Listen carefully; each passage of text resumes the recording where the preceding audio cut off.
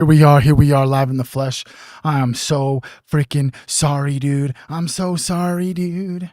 I'm just so sorry that I just freaking freaked it up.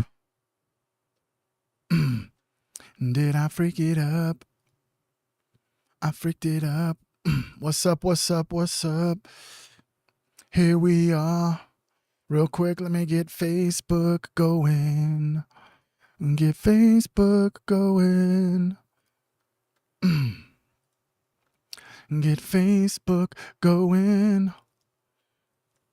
What's up? What's up? What's up?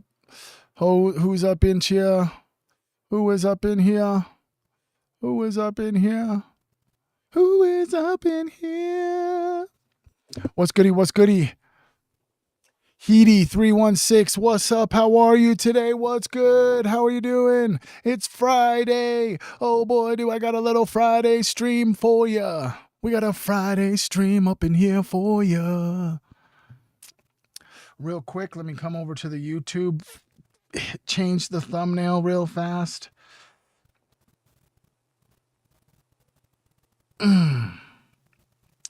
All right, we're live. Monica Canada, what's good? How are you doing? You're up in his house. Let's go. What's up?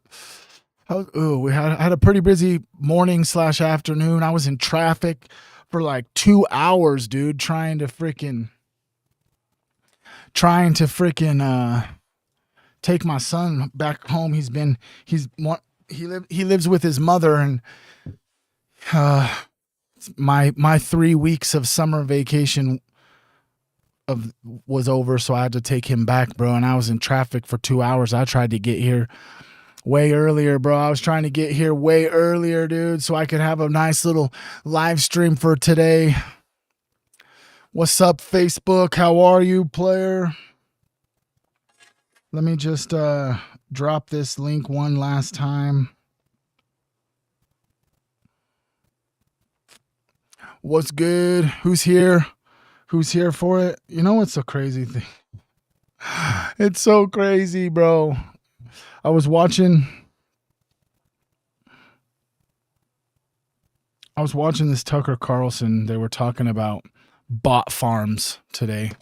And it's so crazy. Like the instant I started posting stuff about like Fauci or whatever it may be, or vaccinations or whatever, all of a sudden I'm just like getting tons and tons of comments of people being like, you're a Trump supporter, you support a pedophile, or whatever they say, bro. I don't even know, dude. It seems quite insane, bro. It seems quite insane. What's up, Karen? Karen's in the house. What's good? Team Humans in the house. Let's go. What's up, dude? All right. Hell yeah. So what do you guys got planned for this weekend? What are you guys doing, huh? You guys been working all week, finally ready for a Friday, Saturday, and a little bit of a Sunday. What's the vibe today?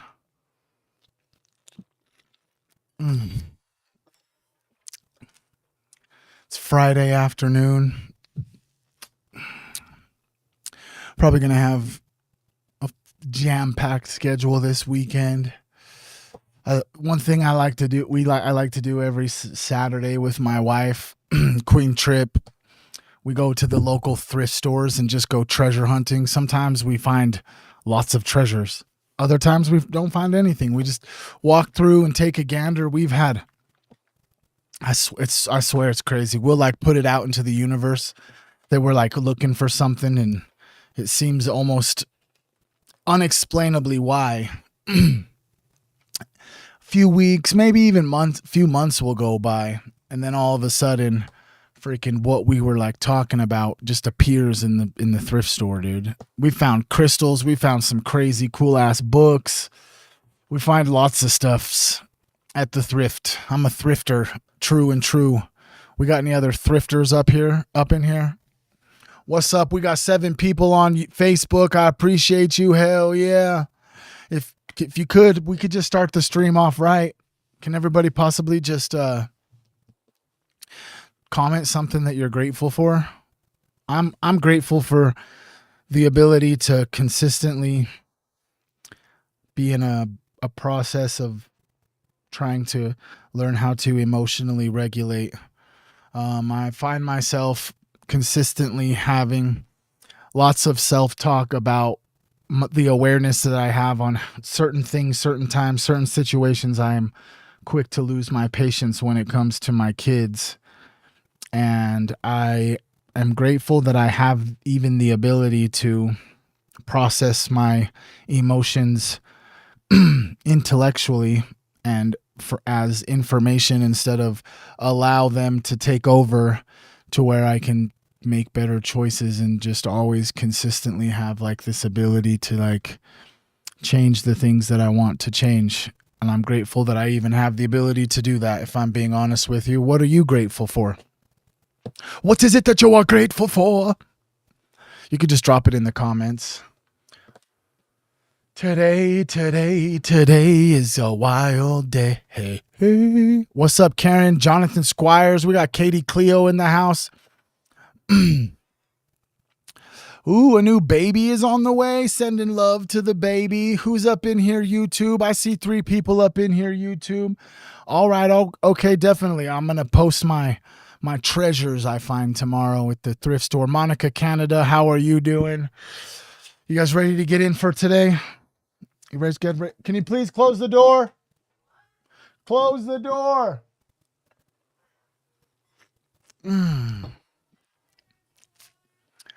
Yeah, we got a pool in my little townhouse community we live in, so I'm probably going to hit the pool too, Kate.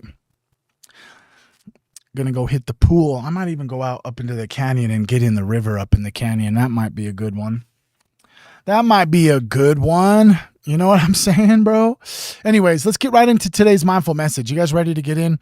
We're gonna go back. We're deep inside of a 3-hour thing on YouTube. We're gonna get it taken care of. You know what I'm saying? We're gonna knock the rest of it out as much as we can today. I'm only here for about another 90 more minutes. I was late. I tried my best to get where I was going, but let's just get into today's mindful message, all right? And the reason I asked you what you were doing this weekend, because a lot of people work like Monday to Friday. Cheers. Because what if your days off aren't a break from who you're becoming? They're a test of who you actually are when nobody's watching and nothing is required. Now, if that opening line stirs something inside of you, you can comment the words, "I'm still growing," so you can name this weekend as part of your path, not a pause from it. Because here's the truth that most people don't want to face. You don't become who you're meant to be only in the moments that feel productive. You become who you're meant to be in the unstructured hours, the empty spaces, the times when there's no schedule forcing you to be disciplined and no audience forcing you to perform. That's where your real character shows up. Monday through Friday, most of us have some sort of structure. We've got deadlines. We've got people that expect things from us. And it's easier to look intentional when your calendar is already deciding where you will be and what you will do. But this weekend, my friend, this is the weekend where you are going to start to reveal what you actually value when nothing is mandatory. When the pressure lifts, what do us humans like normally run from? Do you reach for the same distractions you claim that you want to break from? Do you sleep your way through Saturday because you're avoiding how you really feel? Do you scroll for hours and call it rest when you know that it's numbing? Or do you use the space in the weekend or your days off to actually connect with yourself, with God or source, with the people that you love, with the deeper rhythm of your life that normally gets drowned out from the chaos of the week? This isn't about grinding harder. And this isn't about hustling through your weekend type energy. This is a wake up with love energy. Love that refuses to let you waste your only life on autopilot, even especially when nobody is watching. Because spiritual growth doesn't take a weekend off just because your job does. Your soul doesn't clock out at 5 p.m. on Friday and clock back in at 8 a.m. on Monday. Who you are is who you are, whether you're in a meeting, in traffic, or in your pajamas at noon. So let me ask you this straight. Who are you when nothing is required? When there's no boss or deadline or external pressure and it's just you and your choices? Because that's really where real spirituality lives. Not in the quotes that you repost, not in the language that you use about healing and energy and growth, but in the way that what you actually do when the structure disappears and you're left alone with your patterns. And really, this applies to everybody. If you're a parent, who are you with your kids when you're not rushing? If you're single, who are you with yourself when there is nobody to impress? If you're grinding on a dream, who are you when there's no audience and no validation? If you're exhausted from holding everything together, who are you when you finally sit down? Do you allow yourself to rest, or do you punish yourself with guilt and comparison? Because all of that is actually spiritual. And if you're honest, you might notice something that's uncomfortable. The version of you that shows up on the weekend is not always the version that you say that you want to be. You say that you want peace, but you fill every quiet moment with noise. You say that you want presence, but you can't sit with yourself for 10 minutes without reaching for your phone. You say that you want growth, but you treat your days off like a break from everything that grows you. That's not rest, bro. That's avoidance dressed up as relaxation. Real rest is restorative. It reconnects you. It gives you space to breathe, to feel, to hear what your spirit has been trying to tell you all week. Fake rest is just distractions with better branding. And you already know the difference. Your body and your soul tell you all of the time. You can feel the difference between I actually feel more human and I lost 6 hours to scrolling and now I feel worse. So here's your invitation. It's going to be direct, but it's going to be with love. This weekend, I don't want you just to escape your life. I want you to enter it, bro. Enter it more consciously than you do during the week.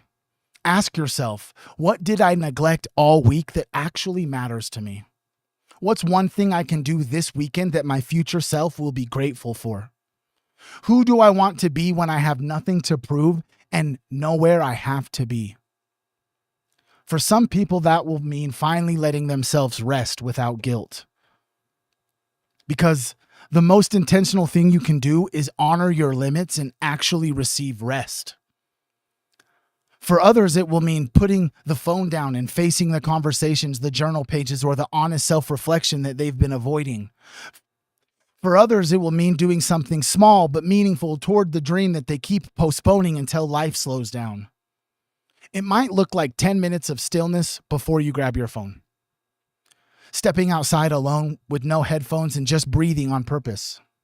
A real conversation with someone you love instead of just coexisting in the same room. One thing you can create instead of only consuming, like a paragraph, a sketch, a picture, a song idea, a plan, a prayer. One moment where you choose truth over comfort, even if it's just admitting to yourself that you're not okay and asking yourself what you actually need. Now, none of that is dramatic. But you can't tell me if you were to do all of that it wouldn't be spiritual, because all of that is so spiritual. Because spirituality isn't just what you do when you're being spiritual.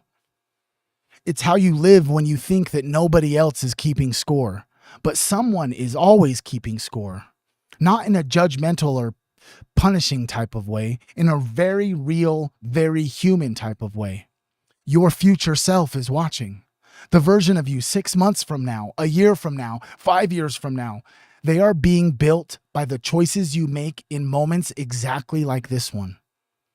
You will either hand them more burnout, more regret, more disconnection from yourself, or you're going to hand your future self more peace, more clarity, and more trust in who you're becoming. And if you keep treating your days off as if it's a break of who you're supposed to come, don't be surprised when you look up and realize you haven't actually even become anything new. You've just repeated the same version of yourself on different days. But if you start treating your unstructured time as sacred ground, as the place where real growth happens, when the masks come off, something will start to shift almost automatically. You'll stop waiting for the perfect time to get intentional. You'll start using time you actually have. You might probably will stop saying, "Oh, I'll just start this on Monday." And you can start saying, "I'll start this now," even if it's just one small step. You stop seeing weekends as an escape of your life, and you start seeing them as part of your life you are consciously shaping. That's how you build a life that actually matches who you say you are. Not through grand gestures, through quiet, consistent choices in the moments that nobody else sees. And ultimately, you're the only one that knows about them. You know what I'm talking about.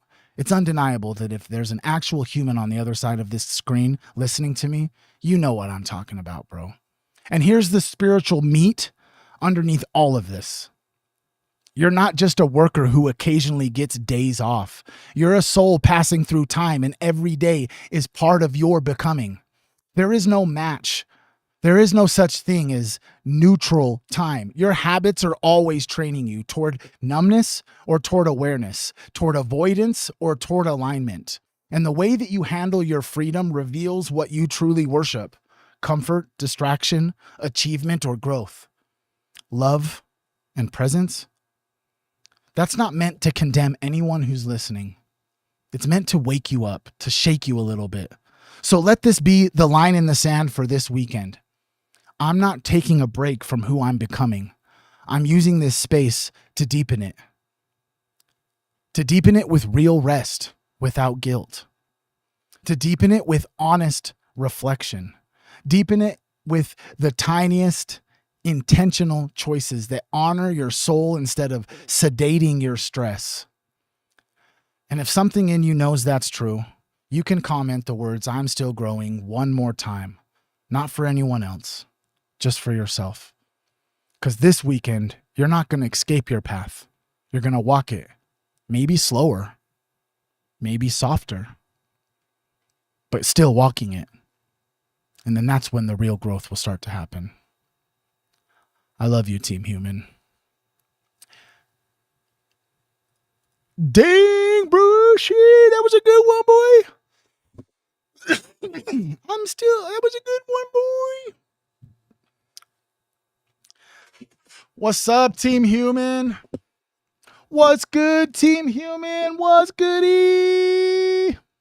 We're here on a Friday.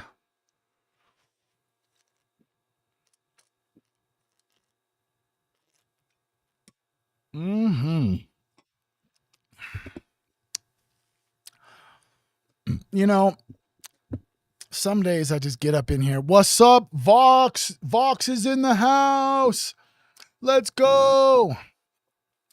You know, I prep these little streams before I get on live, and I pick these little mindful messages, and sometimes I know that it's not going to resonate with everybody, but I just hope that whoever needed to hear what I just said, the whole opening message, I hope that it really does make an impact. And I hope it really does just let you know, like, your time is valuable, bro.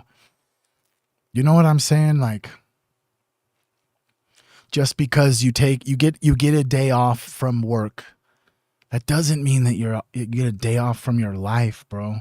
And most people just get in these funks, bro, where the day-to-day life throughout the week gets so chaotic that on the weekend the urge to numb out or to veg out it's very real. It's real for me.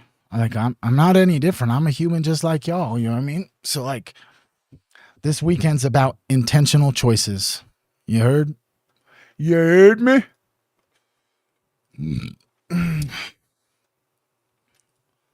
Bro, I don't know what to think. Let me just show you this clip real fast. Let me just show you this clip, bro. This is a crazy ass clip. I don't know if I'm going to get... I hope I don't get cracked for copyright because it has a little bit of sound over it, you know what I mean? But let's just see the Pope kiss Rothschild's hand.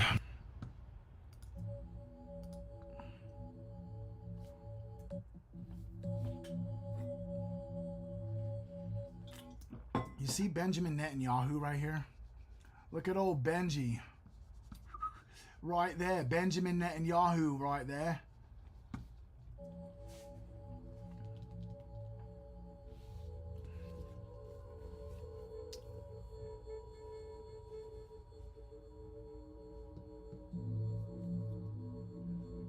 Oh, just kiss his hand. Yes, kiss his hand like you kiss the wall. I don't know if the Pope kisses the wall, actually.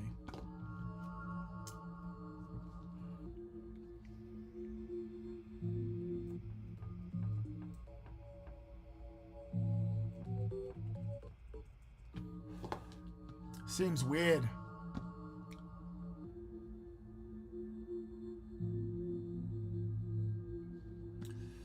Dang, you're right. I mean, maybe that was. Maybe it is. I don't know. Maybe it is a preemptive thing.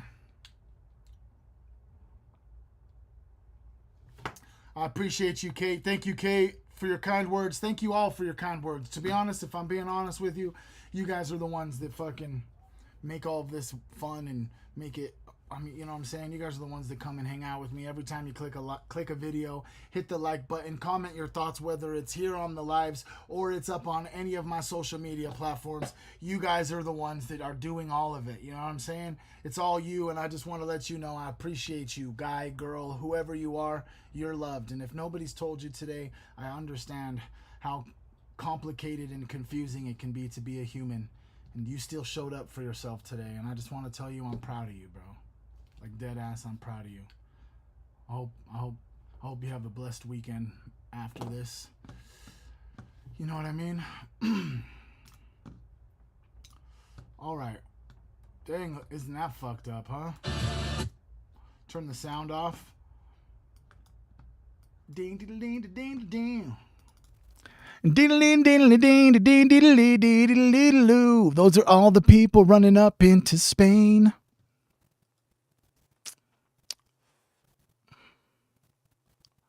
Wait a second. Happy to testify before. Well, if I become a punching bag, I'm a punching bag. But I am very happy to testify before any congressional oversight committee. I have nothing to hide. I can explain and validate everything that I've done. So, you know, it's going to be inconvenient if they actually are out there essentially threatening to make my life miserable. But I'm going to do what I need to do, and that is cooperate fully, because we have nothing to hide at all. Well, if I become a punching... What? You literally just pled the fifth 111 times.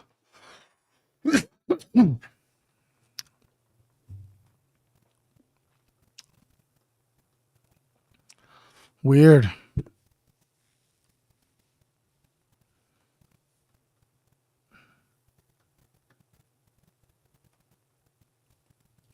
We have so much anti-Semitism. I'm sorry I have to do this to you, but here is Larry Loomer. We have so much anti-Semitism in America. And you know what I discovered here, speaking and just opening my eyes, getting on a plane for 12 hours and then taking a train for 15 hours and driving for 8 hours? I learned that anti-Semitism is illegal in Ukraine. Nazism is illegal in Ukraine. If you're caught with Third Reich or swastika or Nazi memorabilia or Nazi regalia, even for so-called historical purposes, you will go to jail. They give you a slap on the wrist one time, they put you in a database so they know that you're an offender, and then they jail you and they arrest you. We don't even have that in the United States. You're allowed to walk around with a swastika if you want in the United States because they say it's free speech. Whoa. Now, I'm not necessarily saying, you know, people should walk around with swastikas by any means. That's not at all what I'm trying to say. But what I am trying to say is that it does seem as if you have to take into consideration, bro, that every single op, bro, they're all coming for our free speech, bro. Can we not see? They're coming for it. They want to take it. They want to remove us.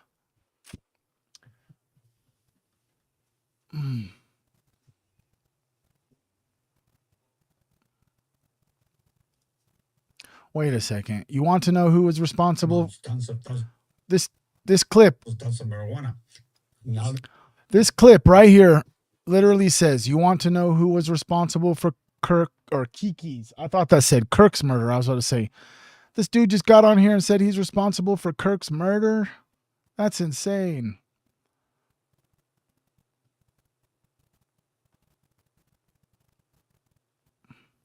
The internet is full of bullshit. You know what I'm saying? Positive. Okay, let's watch this one. This is about aliens, bro. Okay, but have you taken into consideration that this person might be mentally ill? Of course, Right. course. Yeah, So yeah. This idea that they're getting all of these, like whatever it is, visions. I mean, how are they receiving this information? Are they receiving it telepathically? Like when you say prophetic? Like, Yeah. So there are different. So you asked me what kinds of people, like what they would say, right? When if these things are deceiving them, so they have these prophetic visions, right? How are these visions manifesting themselves in their mind? Yeah. Is it coming as a voice? Are they seeing an event happen?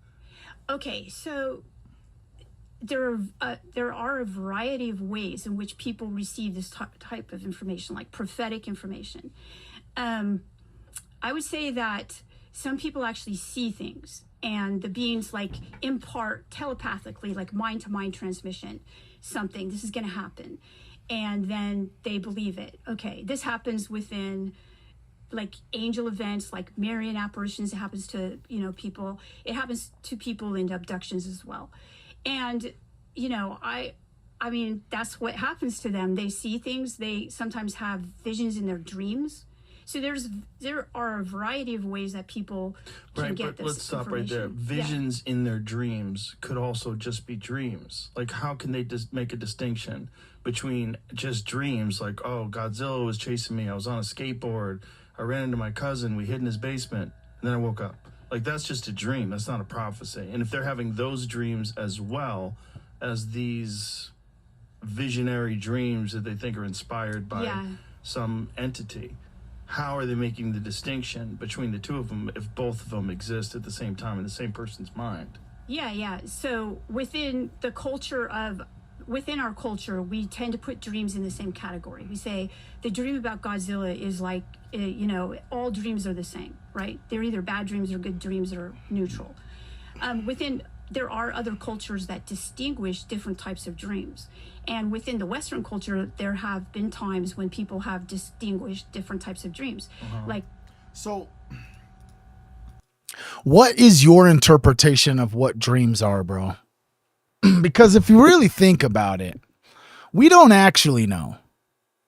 Like, there's no scientific explanation of what dreams are. They want to say, obviously they'll say like, oh, it's your subconscious. Basically, it's your subconscious deciding what is memory and what is not, and information. It's like the processing of your subconscious. Is that what you believe? Like, is your subconscious mind organizing thoughts and connecting dots to make memories and solidify what was important and what was not, what can be forgotten, what can't be forgotten? Or do you think that dreams are something different? Because then you get into what she's talking about, and they're like discussing abductees or people who are saying that there are interdimensional beings or some sort of aliens that are speaking to them in their dreams. Isn't that pretty much, you could, so a lot of cultures of the ancient past, there's a lot of information that would lead people to believe that potentially the gods of our ancient past, or these monotheistic, they're now called mythologies, but they all resonate in the aspect of like some alien type being is what's being depicted. They're just calling them gods because of super advanced technology or abilities or whatever. So, and then you got to take into consideration the stuff we've talked about when like we watched the video about lucid dreaming, and there's been made connections that's like one of the That's like one of the potential meeting places for these secret elite groups is they actually just train all the initiates to lucid dream and astral project. And then they go have these secret society type meetings in the astral realm. Yeah. I mean, think about it. You think that potentially all of us together we become like masters in lucid dreaming and masters in astral projection, and then we all just like go to like this place. We don't have to really go anywhere, but it would probably hone in the energy to make it easier if we were all in the same room. We all just like laid down and then astral projected to like a specific meeting place, and then we just like sit there and chop up about what we have to do, and we just do it in the astral realm. So there's no possible way that any of that information could ever leak to the human realm or the third dimension, you know? Does that make sense? Maybe I'm just fucking crazy. I don't know. I believe in Bigfoot. Say you take the Old Testament or Hebrew Bible, you have Joseph, right? Joseph is a guy who's going to be big. He's a prophet, and he has dreams where he's able to tell the future. And he's able to distinguish between those dreams. So within certain cultures, even cultures today, like different religious cultures, they have distinctions. The Martu in Australia, they have, they talk about the dream time. So we're kind of a culture that puts all dreams in the same category. And granted, that's true. In terms of discussing whether or not people are mentally ill, Travis Walton's not mentally ill. Right, but Travis Walton is not having prophecies. No, I know, but right? he's one that doesn't. And do you guys know who Travis Walton is? Do you guys know who Travis Walton is?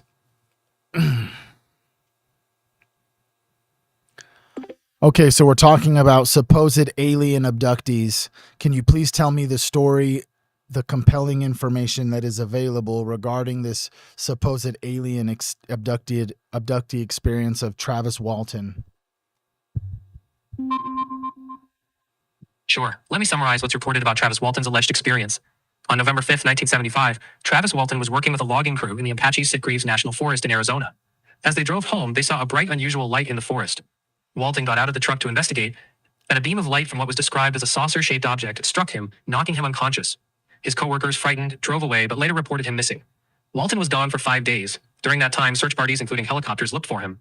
Just after midnight on the 5th day, he called his sister from a phone booth claiming he'd been abducted by aliens.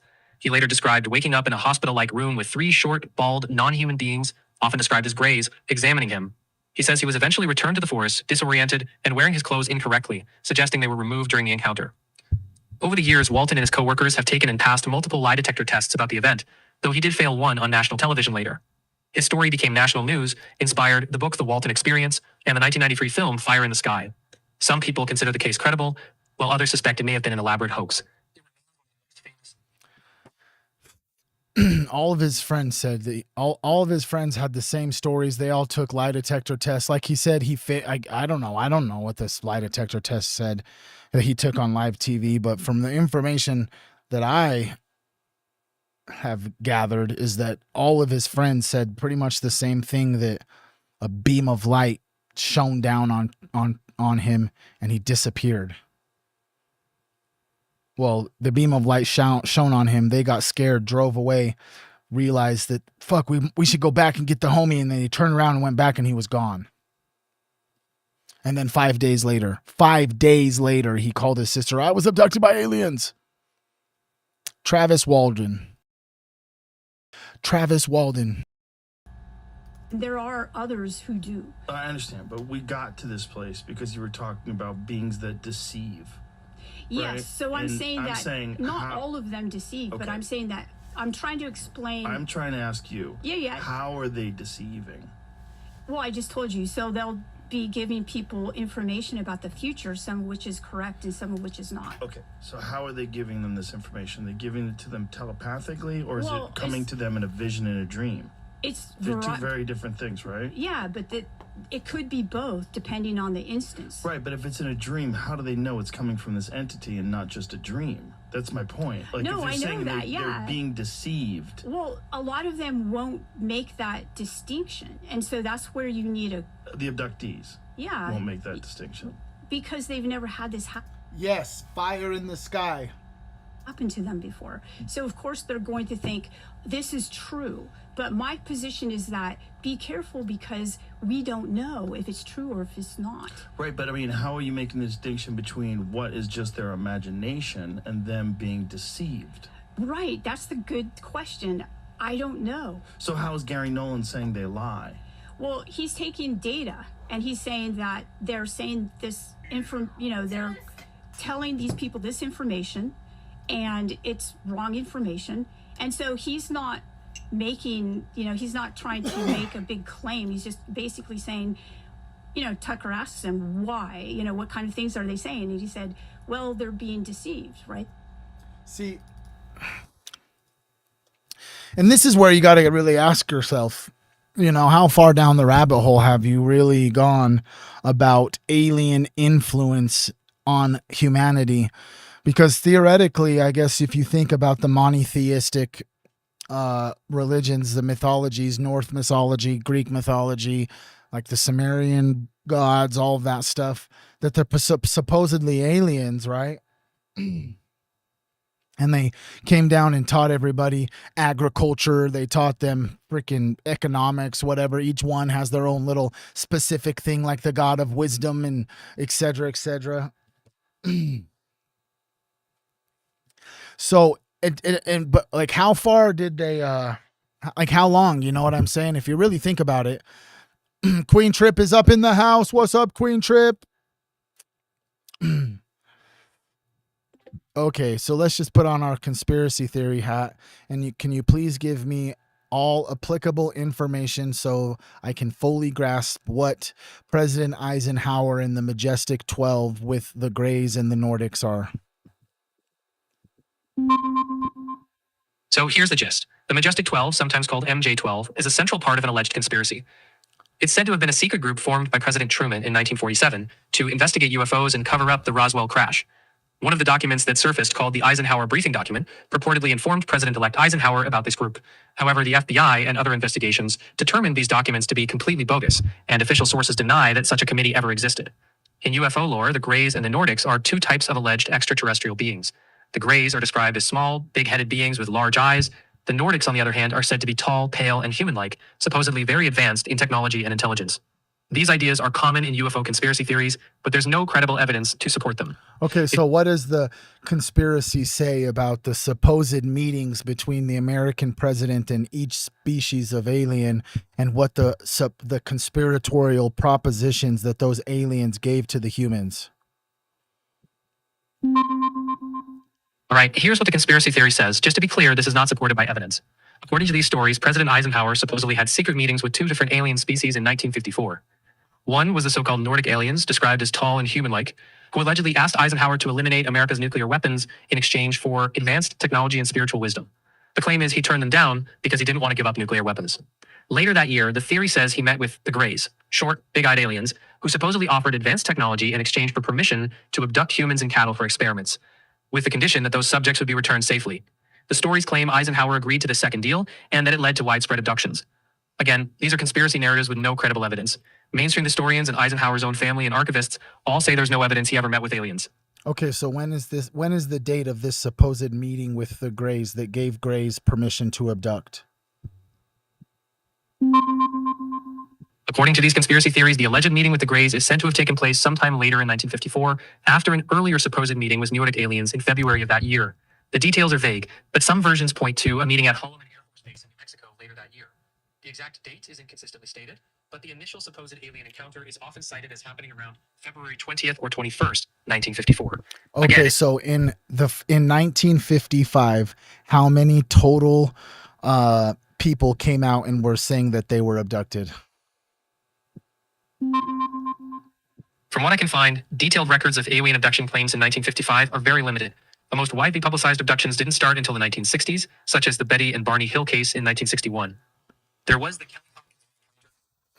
I don't know. What do you believe, bro? It does seem like it's highly plausible that potentially that they were like, yeah, we don't want to get rid of our nukes, so we're going to go ahead and just go with the Greys. They're going to give us technology and we'll just let them start experimenting on humans and cows. And then that's when you get like the cow that's been mutilated in the field that has all of its blood drained out and it's not decomposed, and the scavenger animals that would normally eat a corpse or of an animal, you know, vultures, all those things, you know, the ones that clean up dead animals. We have animals that do that. They won't even eat it. So, and then there's like radiation and stuff by these animals. You know what I mean? So we're actually just gonna jump right back up into this Mind Unveiled video. We still got 2 hours, but I'm only streaming for maybe we could go another hour-ish, you know what I'm saying? So let's just get right into it. If you weren't here for the last few streams of this week, you're gonna just need to pay attention and keep up. Just realize this is the movie called The Island, came out in 2005, directed by Michael Bray also, or David Bray. I'm either one of those. I'm pretty sure it's either Michael or David.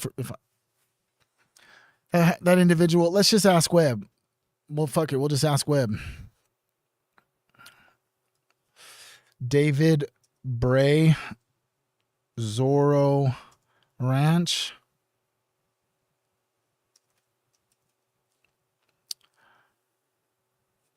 David Bray and Zorro Ranch. Yeah, I'm pretty sure David Bray is his name. Oh yeah, we're just right here on an email to Jeffrey Epstein. Someone's asking him about updates on cloning. Michael Bays, that's his name. Michael Bays. Thank you. I knew it didn't sound right, but I knew, you know what I mean? I knew I was off. Thank you, Scruff. You're appreciated. What's up, dude? You guys want the freaking balloons? Oh, let me get some confetti, and then I'll give you some balloons as well. Ooh.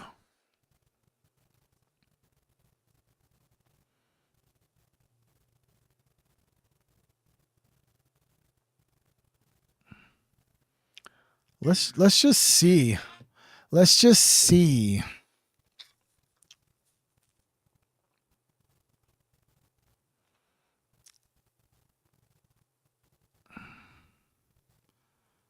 Epstein's account sent out at least 2 FedEx shipments.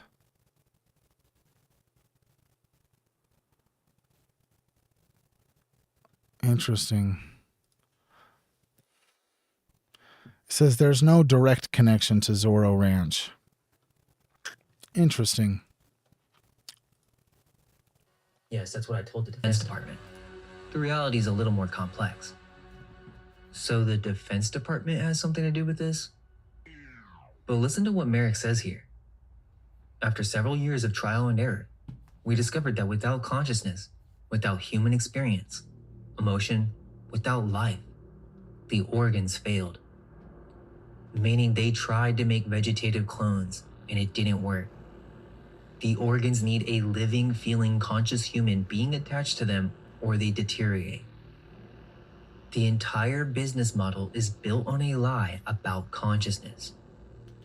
Again, this directly connects to part 3. But pay attention. This scene has another one of those camera metaphors. While Merrick explains all of this to Laurent, the film intercuts with Lincoln and Jordan in the desert. Because think about what's happening right now. You're witnessing certain secrets. During all this, Lincoln and Jordan, the escaped clones, are now in the desert. And there's clearly a cinematic emphasis on showing how dead everything is. This is them leaving the Garden of Eden. This movie is called The Island with Ewan McGregor and Scarlett Johansson. He's dissecting it because there are corresponding Epstein emails regarding basically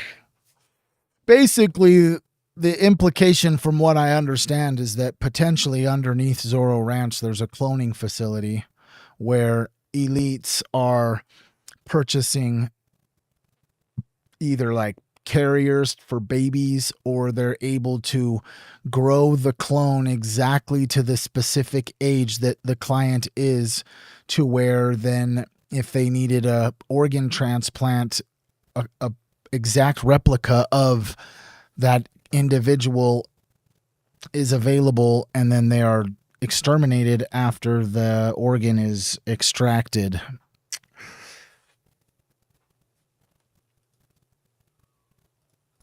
And there's a whole bunch of like Freemasonic symbolism inside of this movie.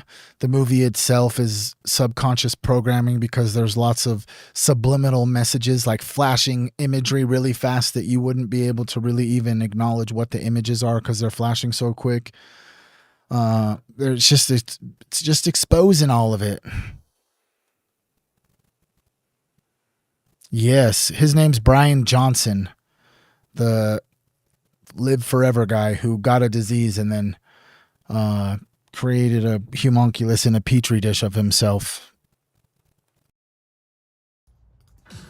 Some more biblical references. Okay, but they eventually show up to these ruins. Looks a little strange. There's a shot where he throws a glass bottle in frustration and it shatters. And then in silence, they hear a rattlesnake. So the symbolism is, they broke the glass ceiling and encountered the snake of truth. The real world is harsh. They're essentially making a comparison. Is the real world much better than our designed paradise? Yes, it's way better. But they want to program you with that, so they do this multiple times. The clones don't even know what the rattlesnake is. They've never seen an animal out in the wild. Okay, but the occult symbolism here is, the rattlesnake is the serpent, but it's inverted. In Genesis, the serpent was the deceiver. Here, the snake is proof that life exists outside and that the contamination is a lie. The real world is a dead. The serpent is the truth. This is Gnostic inversion. And while this is going on, Merrick continues his exposition over these desert shots. Keep that in mind. As he's saying this, the clones are now in these ruins. Obviously intentional. But it's not just ruins. It's a temple. Listen to what Merrick says. We control them with the memory of a shared event, a global contamination. It keeps them fearful of going outside. Does that remind you of anything? The island is the one thing that gives them hope, gives them purpose. Everything we expose them to, their programs, their cartoons, books, the games they play, are designed to manage aggression and reinforce simple social skills. Do you hear what he's saying? This isn't about clones anymore. This is about the Hollywood propaganda mechanism. That's literally what the media does. That's what the entertainment does. That is what you are watching right now, a program. And the director of this film is telling you that through the mouth of the villain. To avoid obvious complications, they aren't imprinted with an awareness of sex. We find it simpler to eliminate the drive altogether. So they removed sexuality from the clones entirely. And then Merrick says, in a very real sense, they're like children. Children. The clones are like children. They're educated to a level of a 15-year-old. Okay, but what's crazy is that this connects to the files. There's an EFTA that talks about a robot with childlike intelligence. Okay, but really pay attention here, because this is a detail that unless you're experienced with occult film analysis, most viewers would completely miss this. Now, this is two scenes at once. The Intel secret scene and the clones in the ruins of a temple scene. Look at the pillars. This exposition, all of Merrick's dialogue, plays while Lincoln and Jordan are sleeping in the temple. They fall asleep in what looks like a ruined temple. Then the Merrick scenes play. So basically, as this is going on, the full secret of their reality is revealed. Then, Lincoln wakes up with the one-eye symbolism. They're actually really on the nose with it. What this means is, they fell asleep in the temple, and the exposition played as a dream. Then, they woke up with the knowledge that they couldn't have heard. This is temple sleep. In ancient mystery traditions, initiates would sleep in the temple and receive visions and knowledge during the night. The Freemasons literally practice a version of this in their degree ceremonies. And so, it would seem, the director of this film, not Michael Bay, encoded a temple sleep initiation sequence into a Hollywood blockbuster. The audience is the initiate. You went to sleep in the theater. You received knowledge through Merrick's mouth. And now you wake up knowing the truth. You literally just got secretly initiated and didn't know it. You don't believe it? You'll see the truth by the end of this video. So now Lincoln's awake, and a motorcycle drives by on the highway. So we realize that they're near a road, and they find these signs.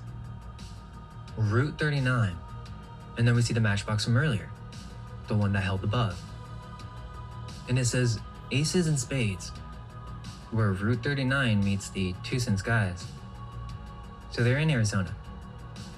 Now they have the address, and this matchbox was from Mac, the guy from Sector 6 who handled the pods. So they start heading down this road to find this aces and spades place. Now here's some more cinematic encoding that I feel like most people would think is a reach. It's a foreshadowing element. Now you tell me, you see this palm tree? That's a phallic curve. You think that's a reach? It's essentially suggesting that the next scene is sexually charged. And would you look at that? The two clones walk into a bar that's basically a PG-13 strip club, with more brand advertisements. And yes, I'm pointing this out for a reason. There are many sexually charged elements in this movie connected to the clones. Literally, Jordan is an innocent childlike clone. She gets offered a Jack Daniels and doesn't even know what it is. Remember, these clones have zero awareness of the real world, of alcohol, of social dynamics.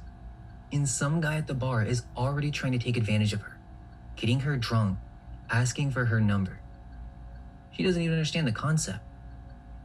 The film keeps coding these sexual predator dynamics around Jordan wherever they go in the real world. So they meet up with Buscemi. Buscemi gets mad at this guy hitting on Jordan. They go back to the bathroom, and there's this really weird scene that, again, is sexually charged. In the next scene, they go to Mac's house. Okay, now this is really weird. One of the first shots of this scene is a life-size hula dancer doll. Okay, take note of that. Then we find out that he has a wife that's way out of his league. Now look, I'm not trying to be mean. Not at all. I just think this is on purpose. I mean, it's Steve Buscemi, guys. I think most of us can agree there's something weird about this. I'm pointing out the trophy wife aspect for a reason. He's like extremely mean to her, and she's so nice. It doesn't make any sense. But there are some subtle signals here that I will break down, but I just want you to notice that. He like owns her. Mac tells her to shut up and sends the wife out for beer, and then sits Lincoln and Jordan down. Lincoln says, "Why do they lie, Mac?" "To keep you from knowing what you are." "What are we?" Mac says, "Man, why do I have to be the guy who tells the kids there's no Santa Claus?" "Okay, look, you're not like me. I mean, you're not human. I mean, you're human, but you're just not real. You're not like a real person, like me. You're clones. You're copies of people out here in the real world. Some hag trophy wife needs new skin for a facelift, or one of them gets sick and they need a new part. They take it from you." Interesting that they actually added trophy wife into the dialogue. Note that. And then Jordan says, "But I have a mother. I remember her. I grew up on a farm. I have a little dog and I have a bike." Mike cuts her off. "Right. No, those are memory imprints. I've seen them. A buddy of mine is a programmer at the Institute. He showed me." Institute? Then he says there's 12 stories. What's up, Julia? What's up, Brenda? Who's up in here? If you're here, can you just say hello? I had to shut Facebook down because it was lagging super bad. Maybe they didn't want me talking about this on Facebook. I don't know, but if you're in here, can you just say hello? What's up? What's up? What's up? They change around little details, but they're all pretty much the same. So the clones are given 12 fake histories, and they just swap out small details like the color of the bike or the name of the grandmother, but the structure is identical. Every clone thinks that they had a unique childhood, but it's just the same 12 templates recycled over and over. Memory uploading, installed during the MK Ultra room programming.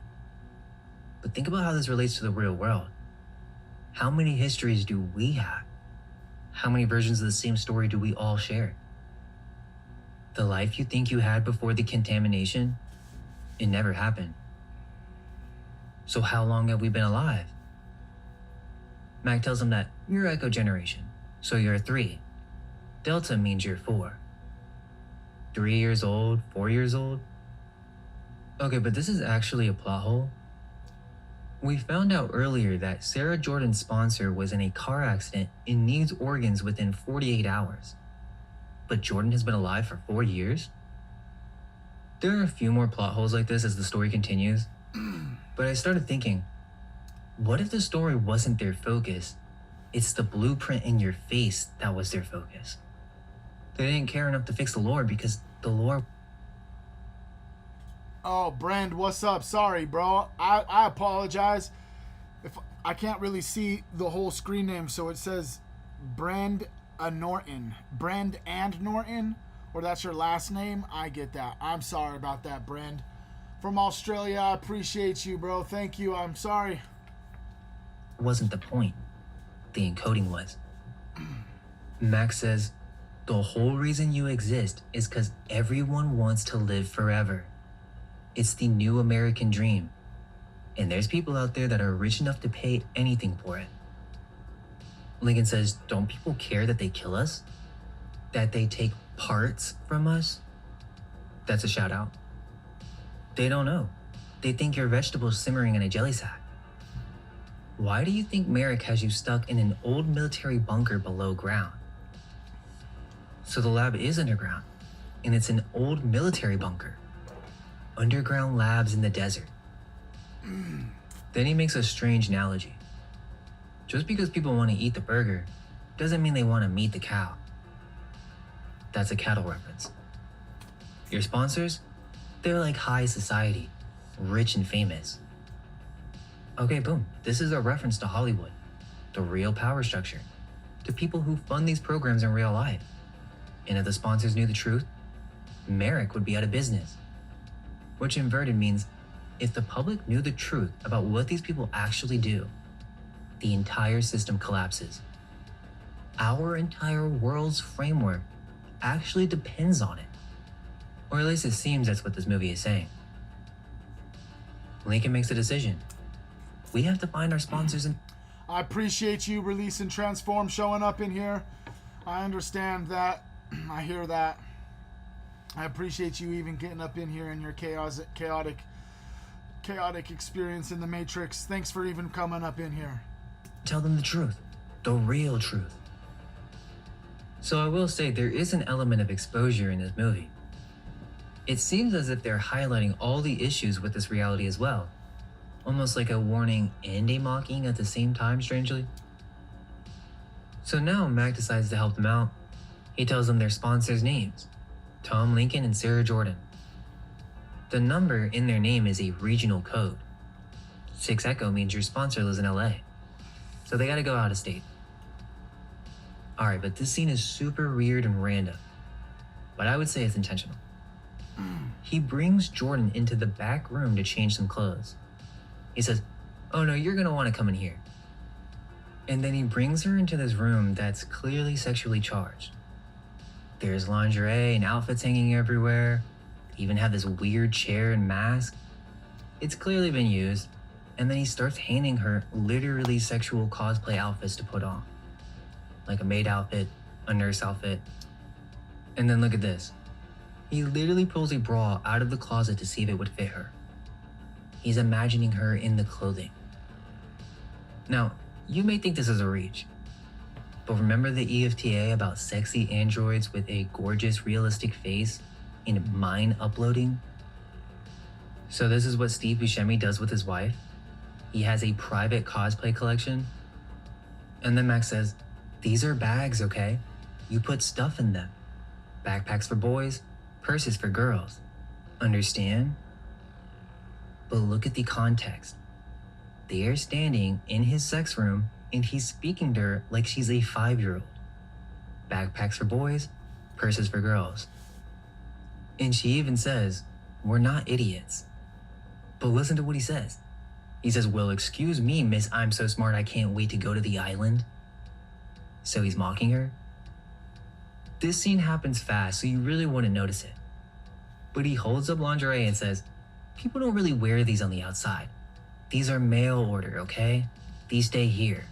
Clones don't wear these." So what is the point of this scene?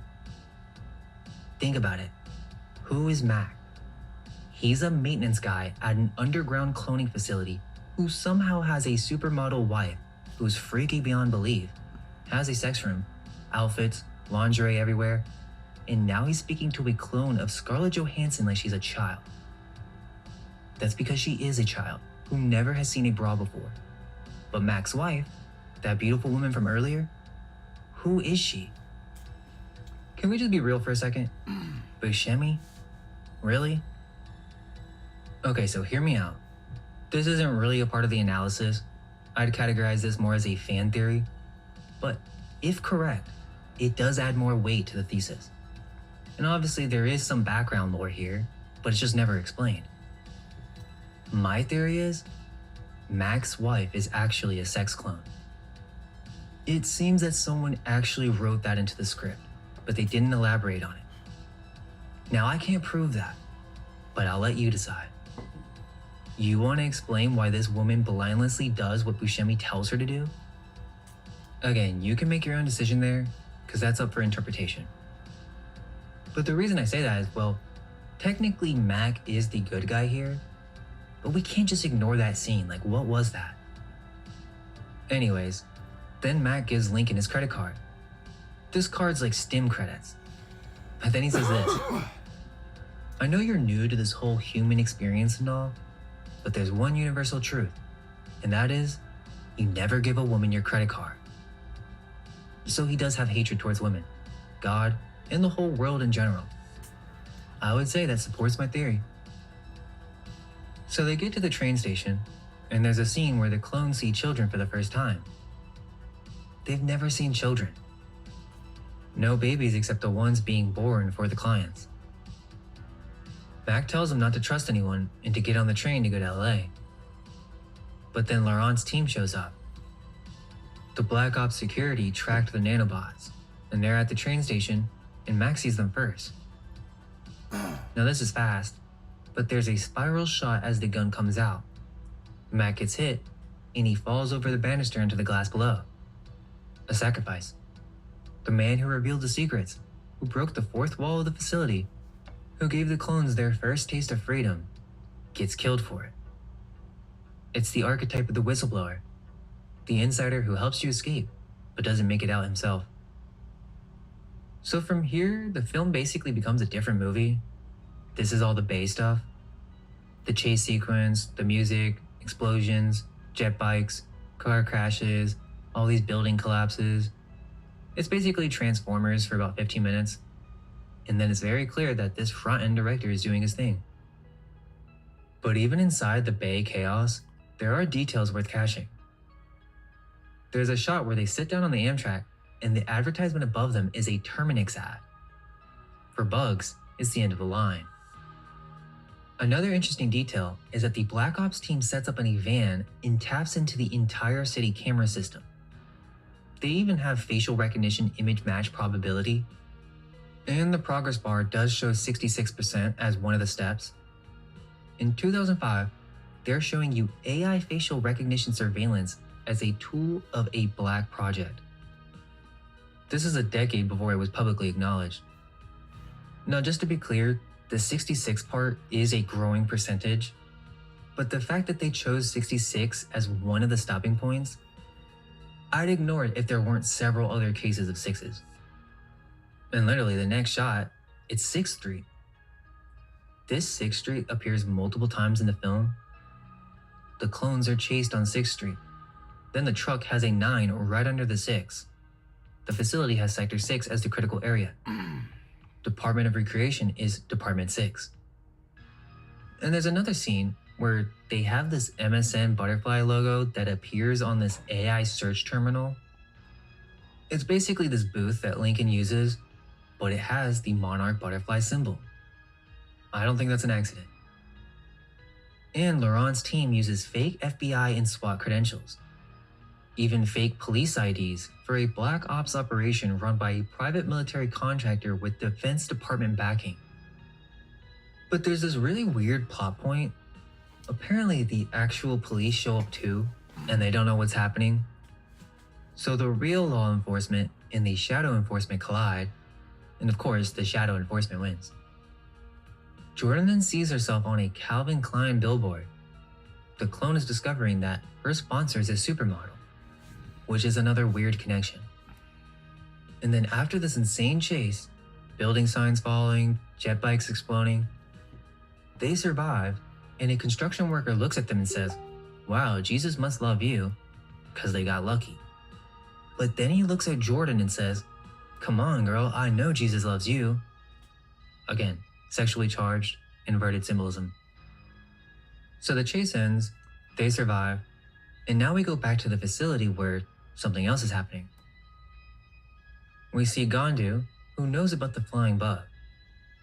So basically, this information linked to the other clones. They don't know the full truth yet, but it's clear this one's far too curious. Dang. It does kind of make you think of ICE, huh? Just these masked people that just show up and just do whatever they want and nobody knows who they are, and crazy.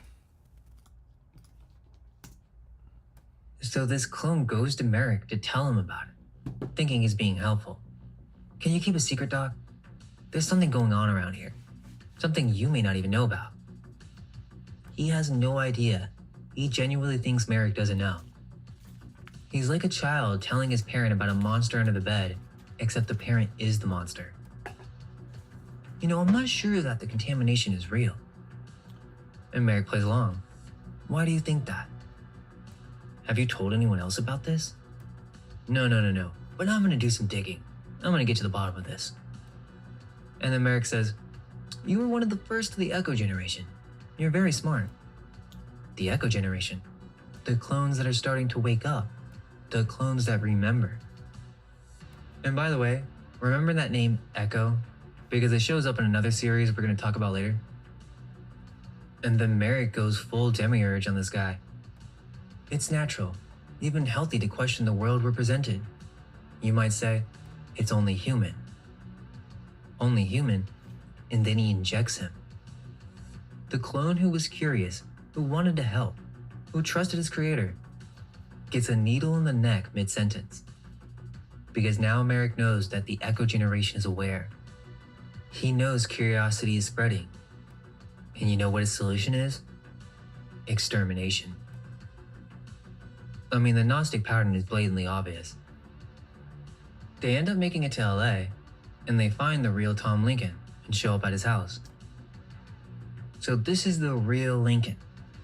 Tom Lincoln is clearly wealthy, and so the clone's walking around, and then the real Tom Lincoln attacks him. So the clone Lincoln tells him that he's his policy. And interestingly, the real Tom is Scottish, meaning a foreign client. Guys, the shit's crazy, bro.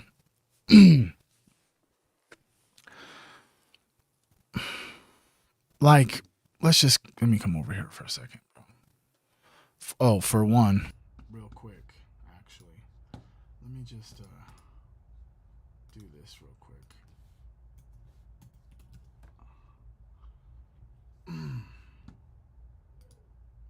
This one, it does, huh? What can you tell me about MJ12? Just real fast. But yeah, so it just, I don't know, bro. The more and more that we watch this video,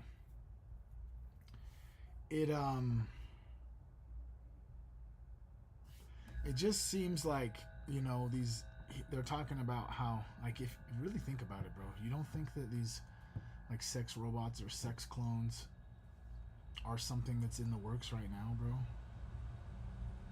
Like, obviously, there are people out there that have fucking AI girlfriends, bro.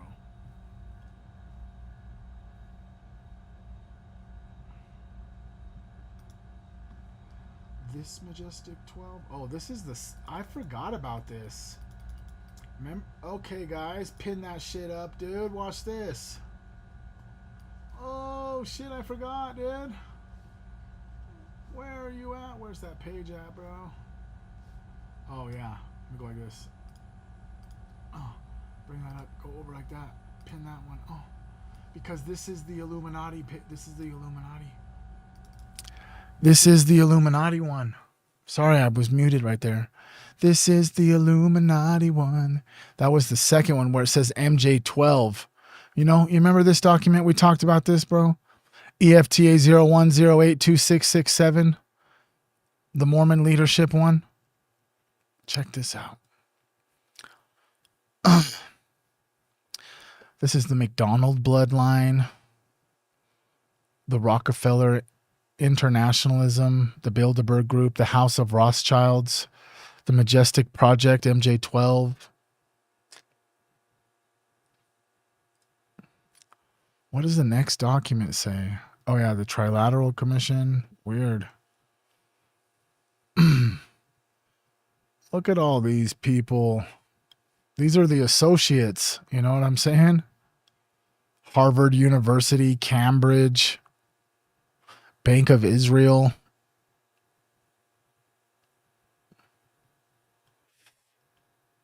Carnegie Endowment for International Peace. It just goes and goes and goes. The Scowcroft Group.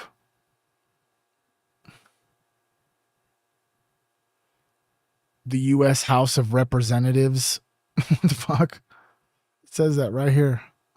U.S. House of Representatives. D something. So like Democrat something, I think, would think.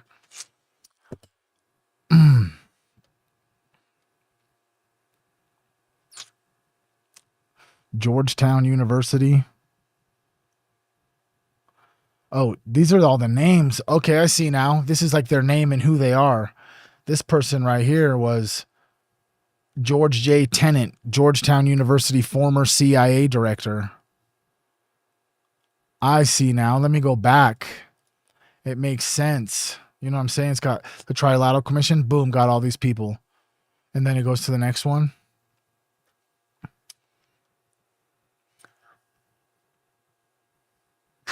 Crazy, all these people's names, huh? It's insane, bro. It's insane, bro.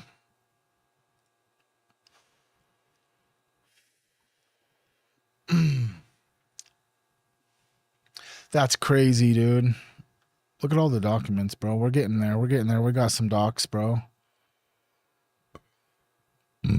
This motherfucker right here.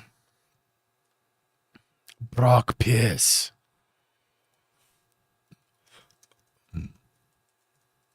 What can you tell me about Brock Pierce and Jeffrey Epstein?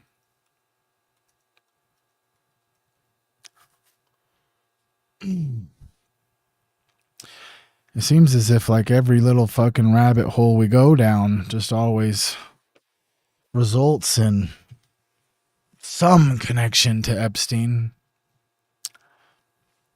He's a cryptocurrency entrepreneur, appears in 200 chunks across the Epstein corpus. 200 chunks. What does chunks mean, I wonder? Oh, Brock Pierce.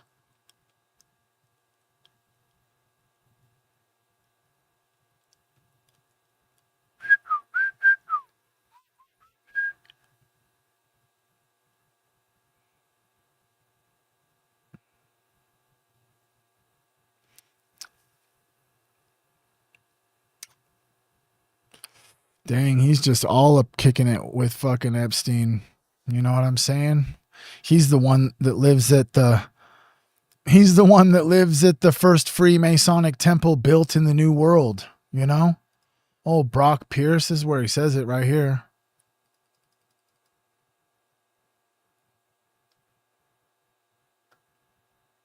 Which one is it? Let me see here. He says the first Masonic. It's at 250 Calle Cristo del Cristo. I have that document already. It is right over here. Oh. There's this one for some reason. I remember showing it to you guys because I had the freaking Google Maps right next to it. Right there. Why did it close out of it? Dang, it closed out. But let me just ask this question real fast. Okay, so there was a new golden Donald Trump statue displayed somewhere in Florida recently, and I'm pretty sure Brock Pierce, the cryptocurrency investor, was there at the ribbon cutting, correct? Yes, a 22-foot golden statue of Donald Trump, called Don Colossus, was recently unveiled at Trump National Doral Miami Golf Course in Florida. According to multiple reports, cryptocurrency entrepreneur Brock Pierce was indeed present and even participated in the ribbon-cutting ceremony. So your understanding is correct. Yeah.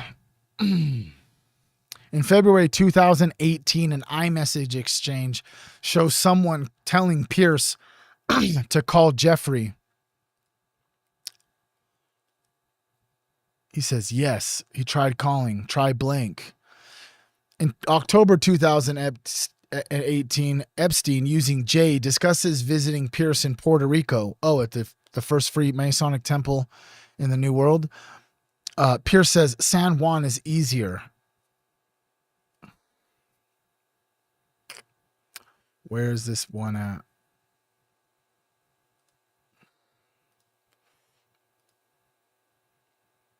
Oh, yeah, it's right there. Second line, sure thing. I live in the first Freemasonic temple built in the New World. Weird. So Jeffrey Epstein went to this Freemasonic temple built in the New World at 250 Calle de Cristo in Puerto Rico. Okay. Interesting. I should be a little bit more organized.